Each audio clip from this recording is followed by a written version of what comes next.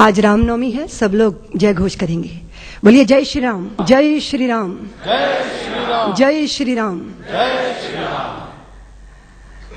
परम आदरणीय मोहन जी भागवत, आदरणीय प्रदेश के मुख्यमंत्री नरेंद्र भाई मोदी जी, आदरणीय प्रवीण भाई, आदरणीय गोपाल जी, मेरे सभी राष्ट्र बंधु एवं शक्ति स्वरूपा मातृशक्ति, ज्योतिपुंज के लोकार्पण के इस अवसर पर गुजरात की इस पावन धरती में यहां अपने आप को खड़ा पाकर मैं गर्व का, गौरव का अनुभव कर रही हूं।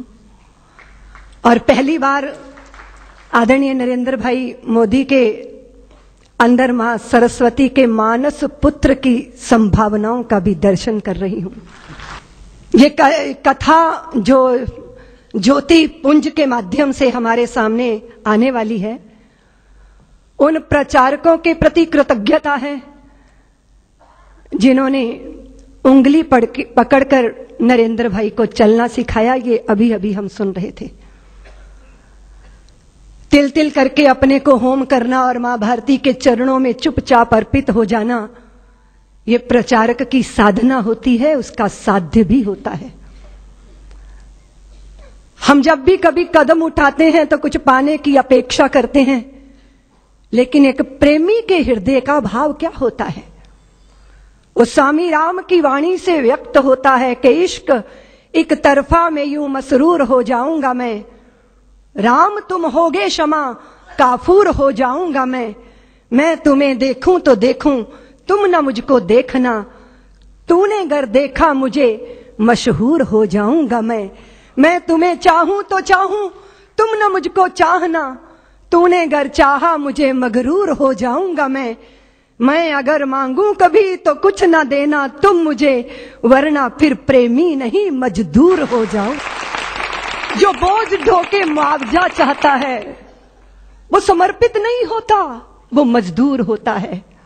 जिसने यश चाहा, जिसने प्रतिष्ठा चाहिए, जिसने लोक मान्यता चाहिए, उसका समर्पण अधूरा होता है। लेकिन मां भारती को अखंडता के सिंहासन पर विराजमान करने का स्वप्न साकार करने के लिए अपने को होम करने वाला प्रचारक चाहता है क्या कुछ, लेकिन जो मिलता है वो तो अनिर्वचनीय है, उसको तो वाणी से व्यक्त ही नहीं किया जा सकता। वो तो हृदयों का अनुभूत विषय है कि चारों तरफ से भगवत्ता उस पर बरसती है। जो अपने लिए नहीं चलता, अपनों के लिए कदम बढ़ाता है, जो कभी दुख को दुख नहीं मानता, जो सुख की चाह में धूल नहीं छानता, औरों के लिए जिसको विष पीना भी स्वीकार हो जाता है, वह प्रचारक अभिनंदनीय है, वंदनीय है, पूजनीय है, प्रातः स्मरणीय है। रात दिन अहिर्निश मां भारती के चरणों में अपने आप को तपाना, गलाना। किस समय डॉक्टर साहब ने सपना लिया था? सारे देश के अंदर आग लगी थी, ब्रिटिश सत्ता के विरुद्ध एक वातावरण बना था, बलिदानों की गंगा मानो बह गई थी भारत के अंदर, विदेशियों की चूल्हे हिलने लगी। बस एक प्रहार और बाकी था कि सारे सपने साकार हो जाते। लेकिन उसी समय विधर्मी ने, उसी समय देश के शत्रु ने देश के अंदर सांप्रदायिकता का विष बोया, वैमनस्यता के भावों को पैदा किया, छुआछूत की प्रबल भावनाएं देश के अंदर जागी, और वह सारी शक्तियां जो संगठित होकर गुलामी की जंजीरों को तोड़ने के लिए अवद्ध दिखाई देती थी, वो बिखरना प्रारंभ हो गई। ऐसे ही समय में जब वैमनस्यता सिर चढ़कर बोल रही थी, जब कट्टरता नंगा नर्तन कर रही थी, उस समय डॉक्टर हेडगेवार 4 स्वयं सेवकों को लेकर राष्ट्रीय स्वयं सेवक संघ की संस्थापना करते।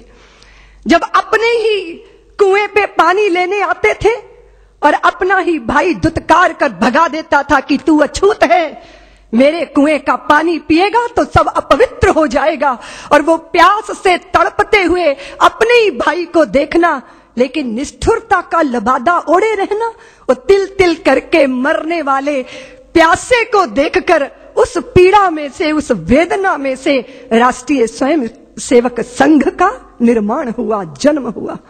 लोग कहते हैं प्रेरणा, प्रेरणा नहीं अपितु वेदना में से संघ का जन्म हुआ।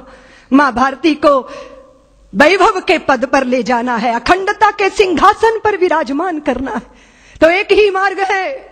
और वो कौन सा मार्ग?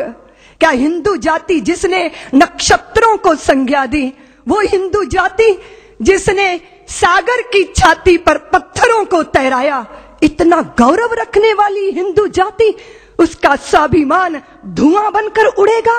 ये वेदना में से राष्ट्रीय स्वयंसेवक संघ का जन्म हुआ।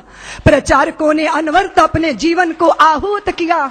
एक प्रश्न पैदा हुआ कि जिस हिंदू ने नभ में जाकर नक्षत्रों को दी है संज्ञा, जिसने हिमगिर का वक्ष चीर भू को दी है पावन गंगा, जिसने सागर की छाती पर पाषाणों को तैराया है, हर वर्तमान की पीड़ा को हर जिसने इतिहास बनाया है, जिसके आर्यों ने घोष किया कृणवंतो विश्वमार्यम का, जिसका गौरव कम कर न सकी रावण की स्वर्णमयी लंका, जिसके यज्ञों का एक हव्य 100 पुत्रों का जनक रहा, जिसके आंगन में भयाक्रांत धनपति बरसाता कनक रहा, जिसके पावन बलिष्ठ तन की रचना तन दे दधीची ने की, राघव ने बन बन भटक भटक जिस तन में प्राण प्रतिष्ठा की, जौहर कुंडों में कूद कूद सतियों ने जिसे दिया सत्व, गुरुओं गुरुपुत्रों ने जिसमें चिरबलिदानी भर दिया तत्व, और शाश्वत हिंदू जीवन क्या स्मरणीय मात्र रह जाएगा?